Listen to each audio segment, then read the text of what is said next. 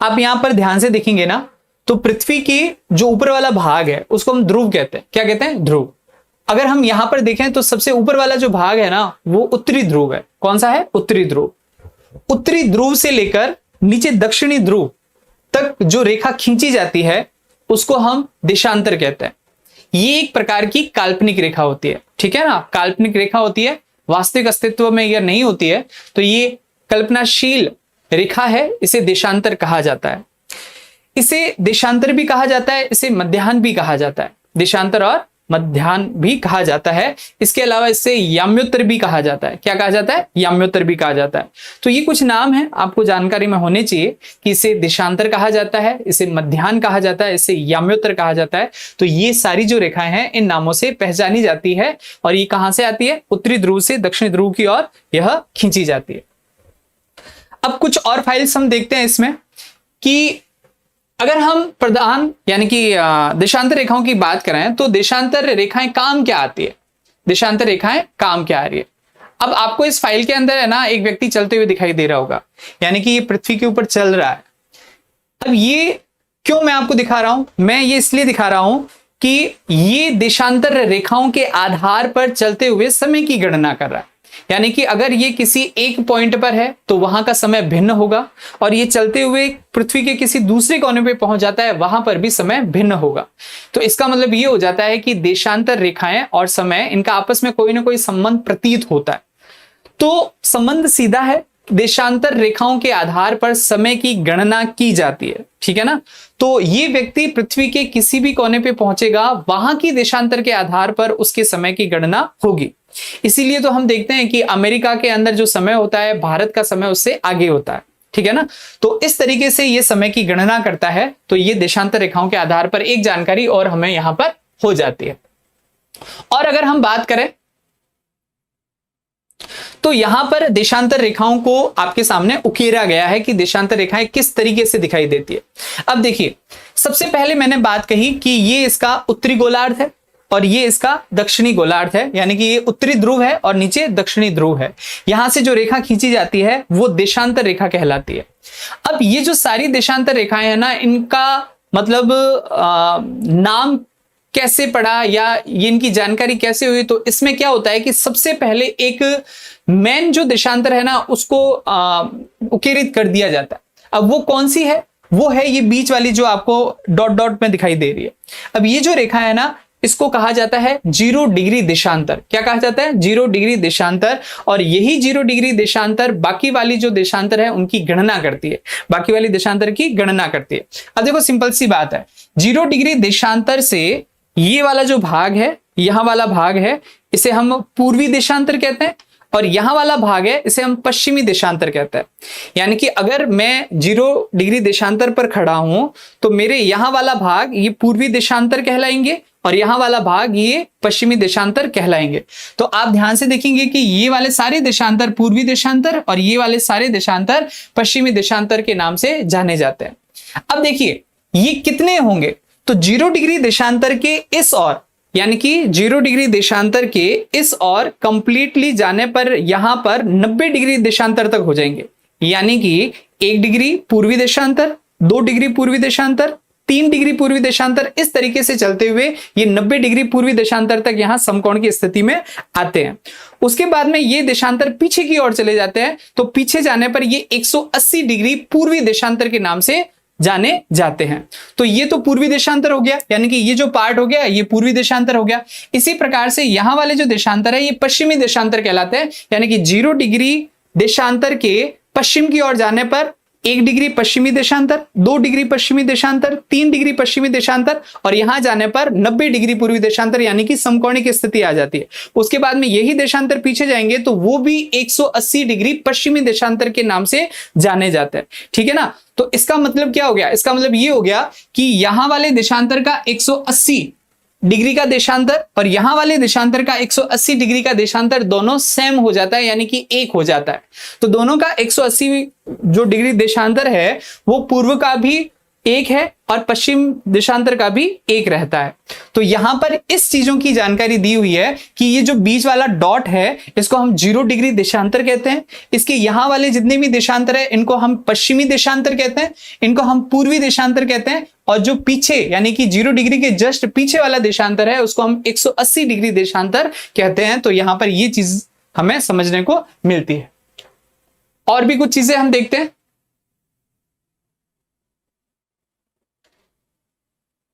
जैसे देखिए, अब ये जितने भी देशांतर है ना, इन देशांतर को हम अगर मैप में देखें, मानचित्र में देखें, तो ये कैसे दिखाई देते हैं।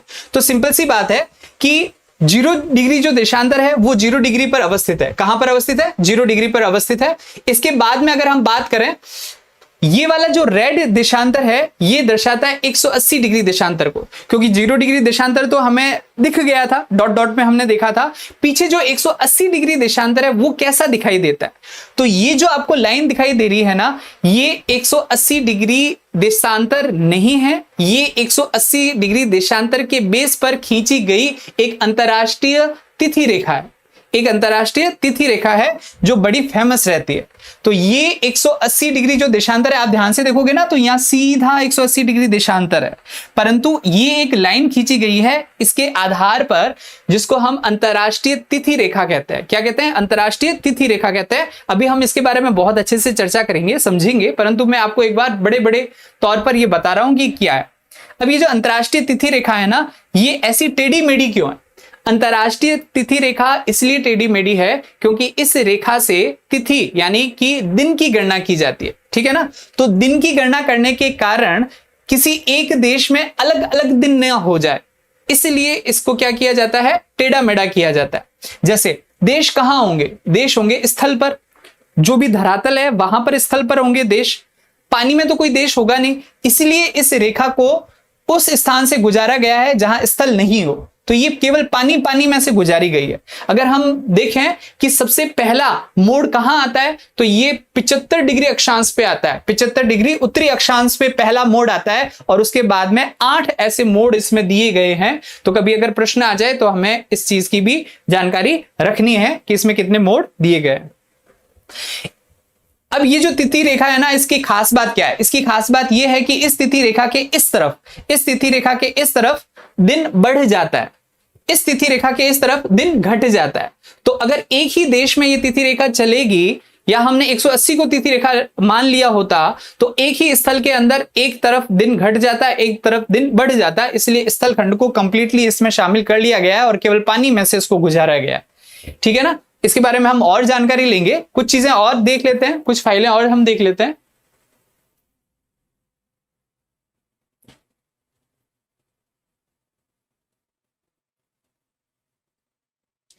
जैसे अब ये क्या है? ये सारे देशांतर है, ये सारे देशांतर है, और देशांतर इस तरीके से दिखाई देते हैं जैसा कि हम यहां पर देख रहे हैं।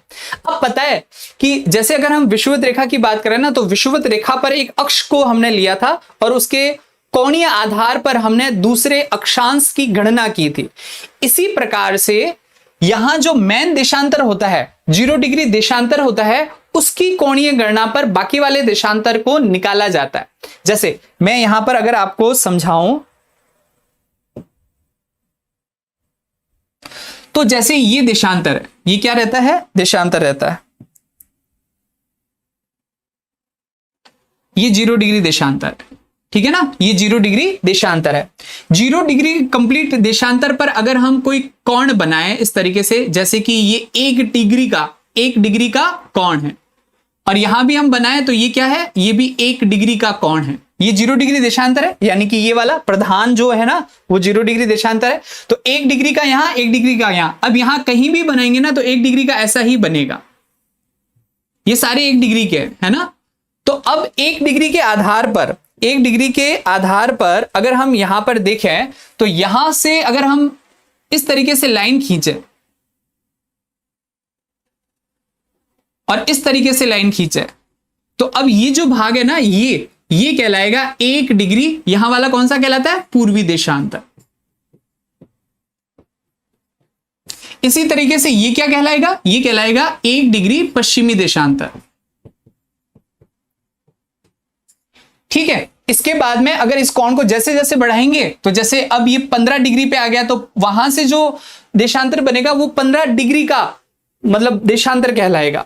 तो जैसे भूमध्य रेखा से हमने अक्ष के आधार पर सारे अक्षांशों की गणना की थी, यहां पर मेन जो 0 डिग्री देशांतर होता है उसके आधार पर कंप्लीट देशांतर की गणना की जाती है। ये भी हमें अपने माइंड में रखना है, ठीक है। तो यहां पर मैंने आपको बता दिया है कि ये 0 डिग्री देशांतर है और इसके आधार पर ये देख सकते हैं आप, यहां से ये सारे के सारे कोण निकाले गए हैं और कोण के आधार पर सारे जो देशांतर है उनकी गणना की गई है।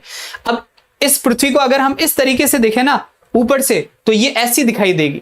कैसी दिखाई देगी? ऐसी दिखाई देगी, जिसके अंदर ये नीचे वाला पार्ट है ये 0 डिग्री वाला है। 0 डिग्री से इस तरफ अगर हम देखें, 0 डिग्री से इस तरफ यानी कि पश्चिम की तरफ हम पूर्व की तरफ हम देखें तो ये 10 डिग्री पूर्वी देशांतर, 20 डिग्री पूर्वी देशांतर, 30 डिग्री पूर्वी देशांतर, यहां पर 90 डिग्री पूर्वी देशांतर और पीछे जाने पर 180। इसी प्रकार यहां से देखें तो 10, 20, 30, 90 और यहां जाने पर 180। 180 दोनों का सेम है, ठीक है ना। तो इस तरीके से इनको हमें देखना है। अब यहां कोई प्रश्न ये पूछ ले कि देशांतर की संख्या कितनी होती है टोटल, तो आप ये देखेंगे कि यहां 0 से लेकर 180 और 0 से लेकर 180, तो 180 180 कितने हो जाते हैं? 360।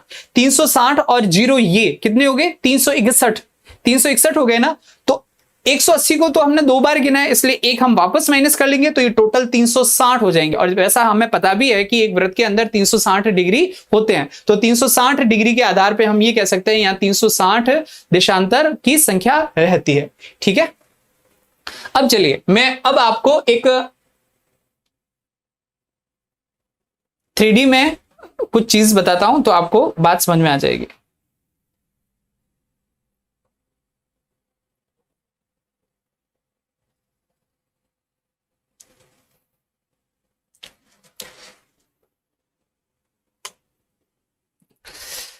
अब देखिए ये हमारी पृथ्वी है। अब ये पृथ्वी हमारा कहना मानती है, हम इसको जैसे भी घुमाएंगे ना वैसे ये घूमेगी। जैसे कि आप देख सकते हैं, मैं इसको यहां ले जा सकता हूं, मैं इसको वापस यहां ले जा सकता हूं, मैं इसको नीचे कर सकता हूं, मैं इसको वापस ऊपर कर सकता हूं। अच्छा, मैं चाहूं तो इसको जूम भी कर सकता हूं, ठीक है ना। तो जैसा हम कहेंगे वैसा ये पृथ्वी हमारी बात मानेगी, ठीक है। अब देखते हैं हम देशांतर और अक्षांशों के बारे में कि किस प्रकार से यह हमने सीखा है। देखिए सबसे पहले तो अगर मैं यहां बात करूं तो आप देखेंगे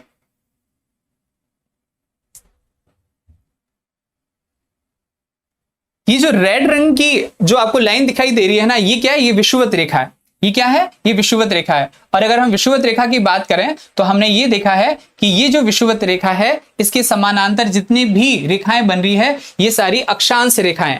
और आप देख सकते हैं कि कंप्लीटली पृथ्वी को अगर मैं घुमाऊं ना तो ये सारे अक्षांश रेखाएं आपको दिखाई दे रही है और ये सारी समांतर है। कैसी है? समानांतर है इस तरीके से। और अगर मैं इन रेखाओं के बाद में बात करूं किसकी, मैं बात कर रहा हूं हमारे देशांतर की। तो जैसा कि मैंने कहा कि बीच में एक लाइन होती है 0 डिग्री, ये 0 डिग्री लिखी हुई है और ये लाइन है, ये क्या है? ये कहलाती है क्या? ये कहलाती है 0 डिग्री देशांतर।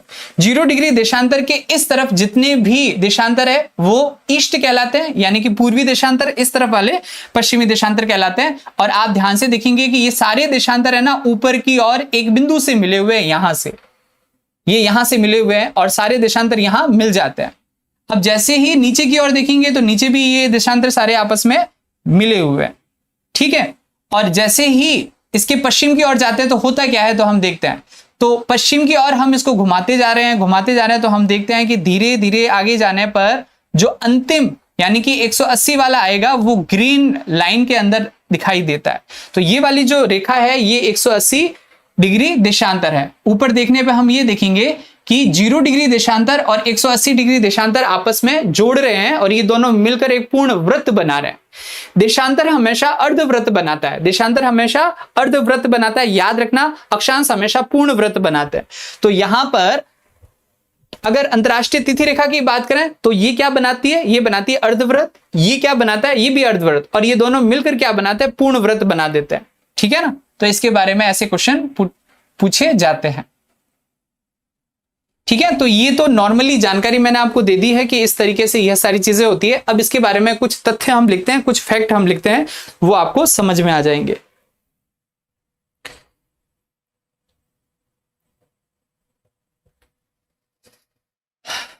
तो क्लास हमारी विश्व भूगोल की है, टॉपिक हमारा चल रहा है देशांतर रेखाएं, और देशांतर रेखाओं की इस क्लास में हम पहले कुछ टॉपिक क्लियर करेंगे, उसके बाद में हम क्या करेंगे, उसके बाद में हम 10 प्रश्न लेके आएंगे, उनको हम सॉल्व करेंगे। ठीक है,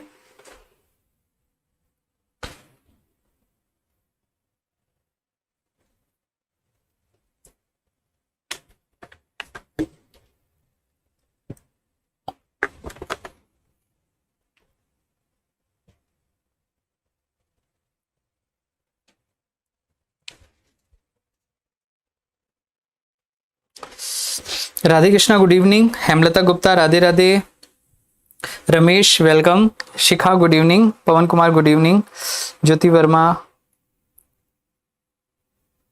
सर आज क्लास इतनी लेट क्यों हो गई? कोई बात नहीं, हो तो गई। चलिए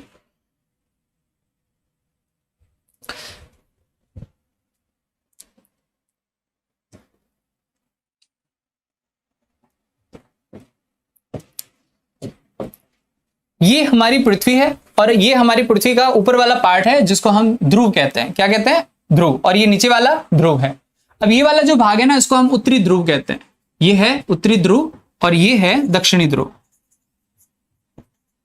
उत्तरी ध्रुव और दक्षिणी ध्रुव से खींची जाने वाली रेखा, इसको हम कहते हैं देशांतर। और ये वाला जो देशांतर है, ये है 0 डिग्री देशांतर। 0 डिग्री देशांतर।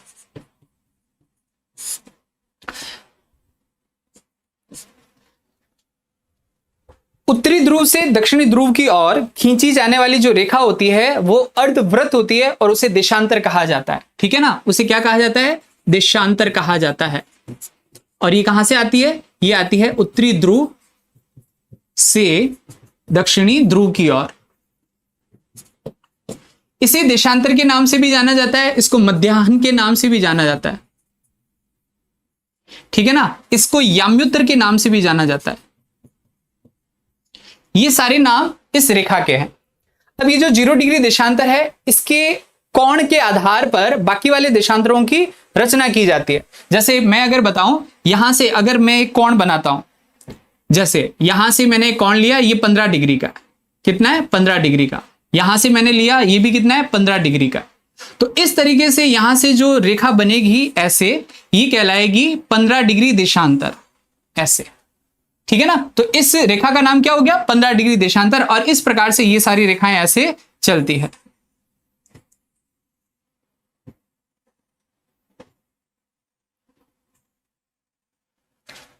यानी कि यहां पर अगर हम मेन जो रेखा को देखें, वो रेखा कौन सी है? ये वाली। और इससे ही बाकी वाली रेखाओं की रचना होती है। ठीक है ना, बाकी वाली रेखाओं की रचना इसी से होती है। इस रेखा के इस तरफ, इस रेखा के इस तरफ जितने भी देशांतर है, उनको हम पूर्वी देशांतर कहते हैं। पूर्वी देशांतर कहते हैं। और इस रेखा के इस तरफ जितने भी देशांतर है, उनको हम पश्चिमी देशांतर कहते हैं। पश्चिमी देशांतर कहते हैं। इनकी संख्या कितनी होती है? तो 180 देशांतर यहां होते हैं, 180 देशांतर यहां होते हैं, टोटल हो जाते हैं 360। और एक ये हो जाता है, टोटल हो जाते हैं 361। पीछे वाला 180 का हम 2 बार काउंट कर रहे हैं दोनों तरफ से, इसलिए उसे हम 1 बार काउंट करेंगे तो टोटल हो जाते हैं 360। तो यहां पर हम कहेंगे देशांतर की संख्या कितनी हो जाती है? 360 हो जाती है। ये 360 देशांतर है। अब अगर हम बात करें कि 2 देशांतर, यानी कि अब ये 2 देशांतर है, प्रत्येक देशांतर 1-1 डिग्री के गैप में होता है। प्रत्येक देशांतर 1-1 डिग्री के गैप में होता है। तो 2 देशांतर के बीच में कितनी दूरी होती है? तो ये जो प्रश्न है ना दूरी का, 2 देशांतर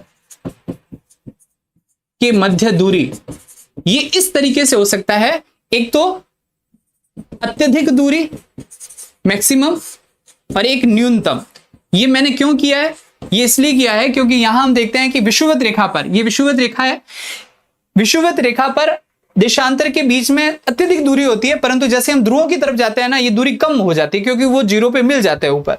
तो इस तरीके से मैक्सिमम जो इसकी दूरी है ना, वो विषुवत रेखा पर काउंट होती है। ठीक है, और ये कितनी है? तो अत्यधिक कहां होगी? विषुवत रेखा पर होगी। और ये कहां होगी? तो कल मैंने आपको बताया था, कल मैंने आपको कहा था कि विषुवत जो व्यास है ना, विषुवत जो परिधि है वो कितनी थी?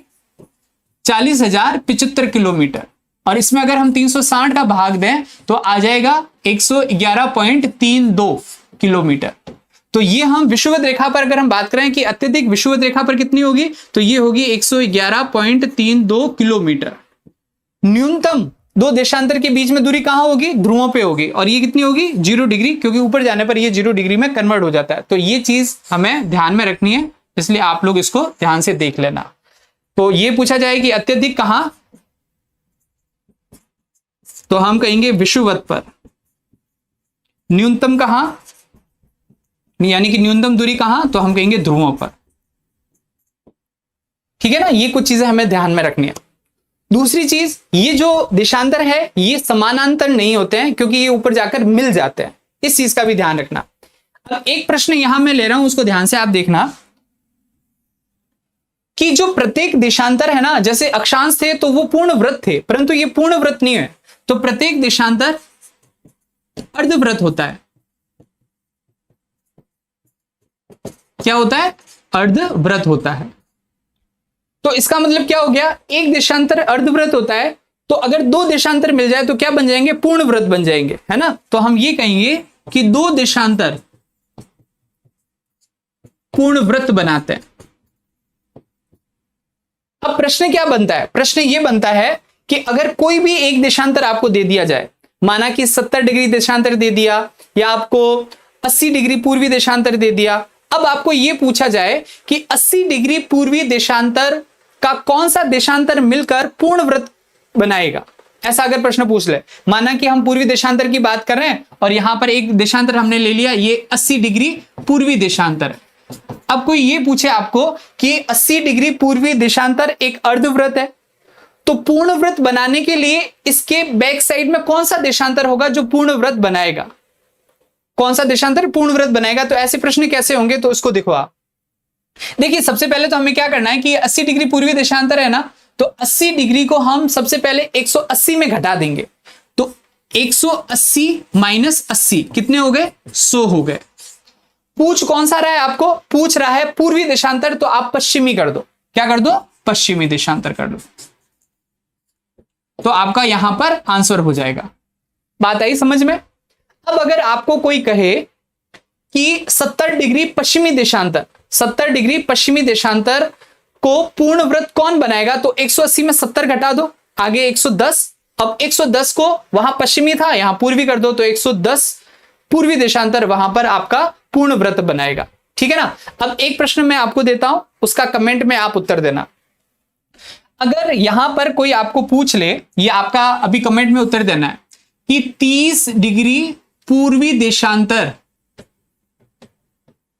के साथ में कौन सा देशांतर मिले कि वो पूर्ण वृत्त बन जाए। ठीक है ना, कौन सा देशांतर मिले कि वो पूर्ण वृत्त बन जाए, तो बताइए कौन सा देशांतर उसमें मिलेगा तो वो पूर्ण वृत्त बन जाएगा। इसका उत्तर आप कमेंट बॉक्स में दीजिए। ठीक है, तो यहां पर कुछ चीजें हमने पढ़ी देशांतर के बारे में, और कुछ बातें हम यहां पर देखते हैं।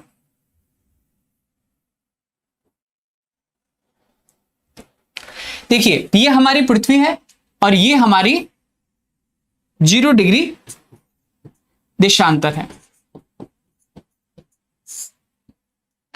अब पहले तो इसके बारे में हम कुछ जानकारी लेते हैं, उसके बाद में हम कुछ और बातें करते हैं। देखिए 0 डिग्री देशांतर की अगर हम बात करें तो 0 डिग्री देशांतर को और कुछ नामों से जाना जाता है। कैसे, तो 0 डिग्री देशांतर को हम प्रधान देशांतर भी कहते हैं। क्या कहते हैं, प्रधान देशांतर भी कहते हैं। क्यों कहते हैं, तो 22 अक्टूबर 1884 में वॉशिंगटन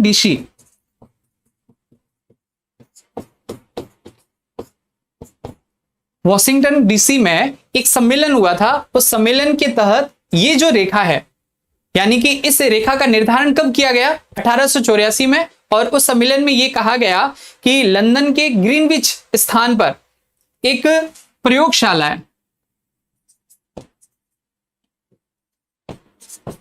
लंदन के ग्रीनविच स्थान पर प्रयोगशाला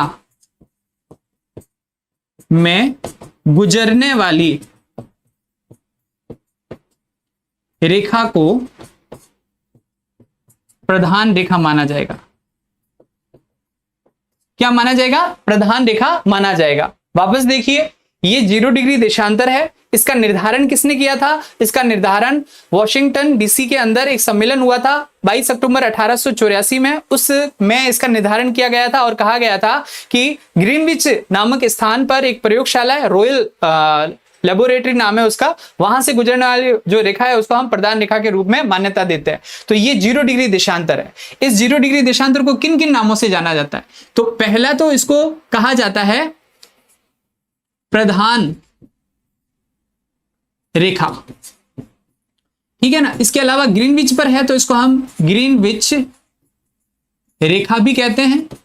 इसके अलावा ग्रीनविच मीन रेखा भी कहते हैं, ठीक है ना, इसको हम ये कहते हैं। इसके अलावा इसको हम प्रधान याम्योत्तर के नाम से भी जानते हैं। इसके अलावा इसको हम प्रधान याम्योत्तर हो गया, प्रधान रेखा हो गया, प्रधान मध्याह्न रेखा भी कहते हैं, ठीक है ना। ये सारे नाम इसके हैं जो हमें जानकारी में रखने हैं। दूसरी बात, अगर मैं यहां कहूं कि जैसे ये 0 डिग्री देशांतर है ना, तो यहां से कौन सी रेखा गुजरती है? 0 डिग्री अक्षांश रेखा। अब ये दोनों जो आपस में इसका पॉइंट मिलता है ना, ये कहां मिलता है? तो ये मिलता है गिन्नी की खाड़ी में, गिन्नी की खाड़ी में मिलता है। और ये कहां पर है? ये अंध महासागर में या अटलांटिक महासागर में, ठीक है ना। ये पूछ लिया जाता है तो आपको माइंड में रखना है। 150 डिग्री वेस्ट बिल्कुल सही आंसर है सभी का।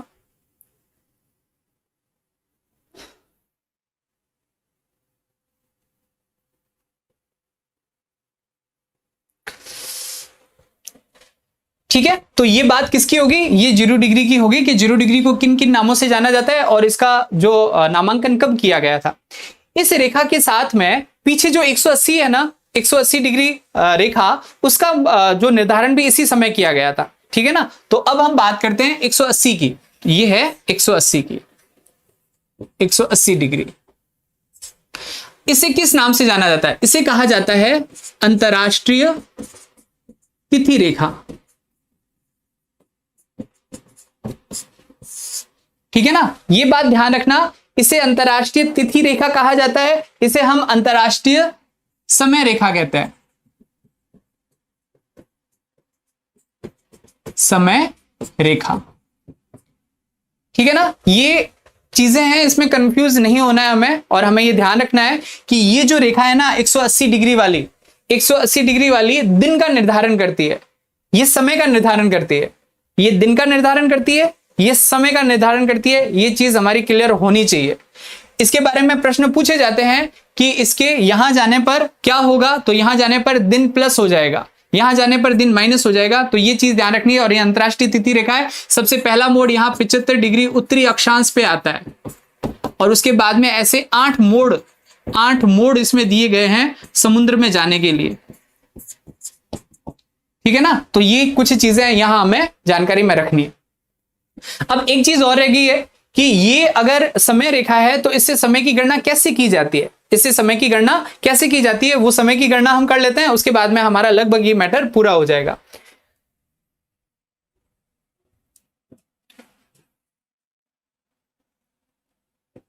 ये देखिए, जैसे ये वाली जो रेखा है ना, ये 0 डिग्री रेखा है, 0 डिग्री देशांतर है। 0 डिग्री देशांतर क्या है? प्रधान याम्योत्तर रेखा है, ठीक है, या इसको अंतरराष्ट्रीय समय रेखा भी हम कहते हैं। अब जैसे अगर हम भारत की बात करें ना, तो भारत के अंदर ये वाला जो देशांतर है ये है 82.5 डिग्री पूर्वी देशांतर, ठीक है ना। और ये भारत के बीच में से गुजरता है, तो यहां पर हम भारत को थोड़ा सा बना देते हैं। अब प्रश्न क्या आता है? प्रश्न ये आता है कि प्रधान याम्योत्तर से हमारे भारत का जो ये मानक समय रेखा है ये कितनी दूरी पर है या कितने घंटे के गैप में है। तो अगर हम देखें कितने घंटे के गैप में, तो हम कहते हैं इसको 5.5 घंटे। यानी कि अगर यहां 12 बजे तो यहां पर कितना बजेगा? यहां बजेगा 5:30, क्योंकि ये 5.5 घंटे आगे है। अब हमें यहां पर ये देखना है कि ये निकाला कैसे गया है। तो आप ध्यान से समझना इस सारे कॉन्सेप्ट को। हम यहां पर इस कॉन्सेप्ट को समझने की कोशिश करते हैं। देखिए, अगर यहां ये 0 डिग्री देशांतर है और यहां की बात करें, ये कौन सा है, ये 82.5 डिग्री देशांतर है, तो गैप कितना आ गया, 82.5 का आ गया। तो यहां हम ये देखते हैं कि इनके बीच में अंतर कितना है, देशांतर का अंतर, तो अंतर है यहां पर 82.5 डिग्री का।